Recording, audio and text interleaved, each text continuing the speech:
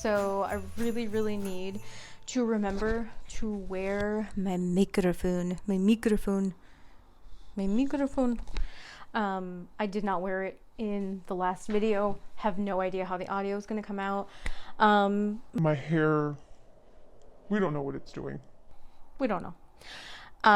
If you clicked on this video, it is about how to stay body positive when life happens.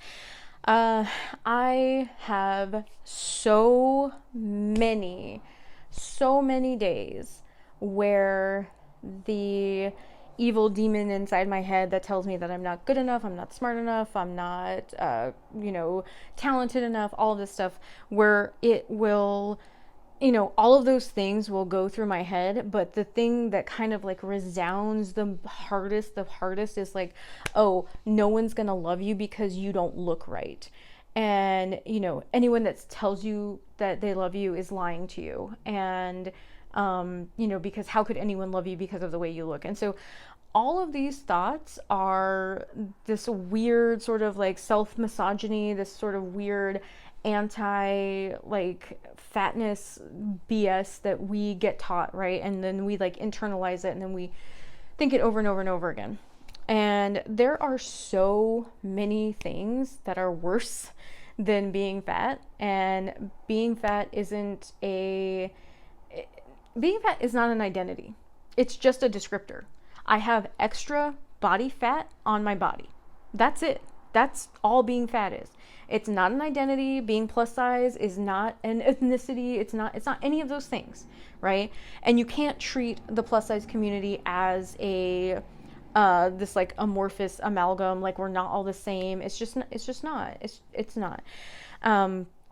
But this is, I just had to stop in the middle of filming because my mom just called, and she is, poor thing, she's having some tummy aches, and she's in hospice right now, and she's just, it's not a good time.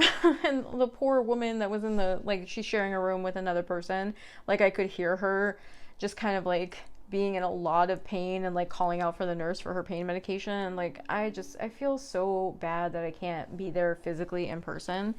But anyway, we were talking about being body positive when life happens. And the number one thing that I think I do is I actually follow Emma Fitness PhD on Instagram.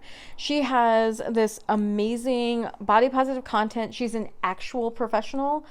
She has a PhD in I believe it is nutrition science, and she's got amazing content. And when it comes to exercise and body issues, she has her top 10 anti-diet fitness tips, and I really love that idea.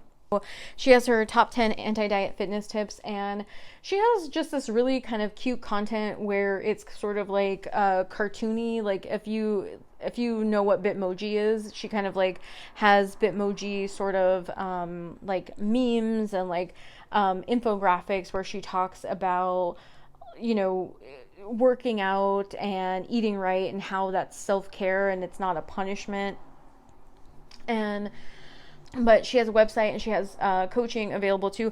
I have never, I've never done any of her programs or coaching, but I really love her Instagram content. And so I think it's a way to sort of combat a lot of the, like, I know I get a lot of like diet tea ads and stuff in my Instagram, and I know if I'm getting them, I know other people are getting them too. And especially because I follow things like vegan weight loss journey and vegan fitness models and stuff like that, because I really love the way that really strong women look. I love that sort of like body aesthetic, and that's kind of what I want. I want to look like I can destroy a village, like, but right now that is absolutely not the case. I couldn't like throw a paper plane at a village right now. I have no upper body strength, just so you know. But yeah, so like even if I lost a bunch of weight right now, like there would be no muscle tone. There'd be no muscle tone.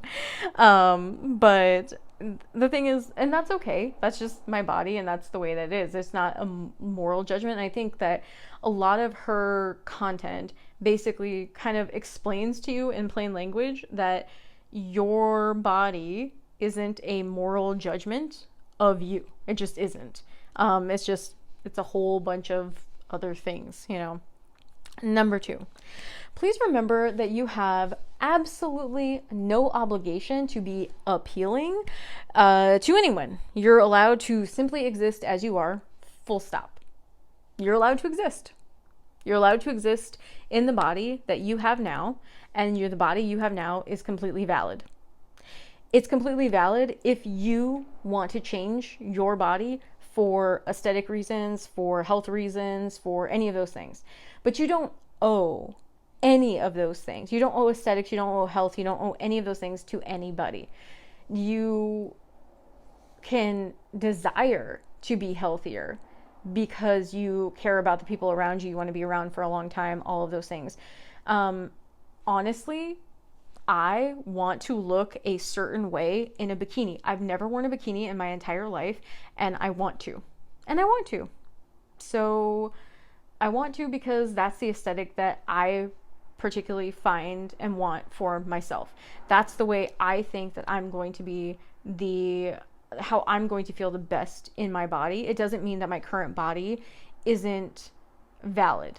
That's not what that means, right? Number 3, set aside 10 minutes a day just for you. To do something, just anything that brings you joy, reading, writing, crafting, singing, anything that just makes you smile. And especially in those times when you feel like you're kind of like going down that rabbit hole of just like negative self-talk, if you can, take 10 minutes and just do something that makes you smile. Do something that you particularly like. 4, when the voices in your head tell you that you are not enough, not worthy, not lovable, when those voices get too loud and when they just scream in your ear, stop what you're doing, pull over in your car if you have to. Yes, you do have time to, and say out loud. Say it out loud. No, you're wrong. I am strong, I am worthy, and I shine so, so bright. Now imagine yourself in this imagine yourself shining so bright that the darkness that those voices live in just gets smaller and smaller and smaller and smaller and smaller, and it has to retreat. Because you are amazing. I don't particularly know most of you, but I know that you are. I know you're amazing. I know that you're worthy. I know that your life has value. I know that you mean so much to the people around you. And oftentimes we can let that darkness and those voices get bigger and bigger and bigger. And what we don't realize is that we have all of that inside of us. Yeah. 3, if you need to reach out for help that's 5. If you need to reach out for help from a trusted friend or a professional, there is absolutely nothing wrong with getting help, with getting counseling, with getting therapy, with getting any of those things, because sometimes the voices are too loud. Sometimes those demons are too strong for you to fight on your own, and it is perfectly acceptable to reach out your hand and say that you need help. If you can't get to a professional, reach out a hand to a trusted friend, to a pastor, to to someone in your orbit who you feel can help in that way. Somebody who hopefully has some counseling training. If you have thoughts of suicide, please call this number. And please understand and know that you are so loved, and we are all so blessed to have you here. You're the only one of you, and we don't ever want to lose you. So, and I'm not a professional, I'm not a counselor, but if you are someone who needs something and you don't have anyone else to talk to, and you're just, please reach out, and I will do everything I can to get you the help that you need. And I sincerely mean that. I absolutely sincerely mean that. I don't ever want anyone who watches my videos to feel like they can't reach out. I'm not an influencer. I'm not a professional. This isn't my job. I'm here to do this, to find people who love makeup and fashion and those things, and we can talk about those things. But also, I have met some of the most amazing people on this platform who just are good people, just full stop. They're just good people, and I would never ever want them to feel like they couldn't reach out to me in their time of need. Please don't ever feel like you can't, because I care, and I do, and I'm telling you that it's okay. It's okay for you to reach out. And you know, even if I can't shepherd you through a process, because again, like I said, I'm not a professional, I can definitely point you in the right direction. I can definitely help you. I can help you find resources. I'm really, really good at it. So I am always happy to do that for you. And especially, I know this time of year, and particularly, and in particular this year, it's going to be very hard to get through the holiday season when you're not seeing family, or maybe you don't have family in the area, or maybe for whatever reason you aren't in touch with your family. It's really difficult for people this time of year, and I completely understand. So I mean, I don't necessarily understand the situation, but I understand that it can be really difficult.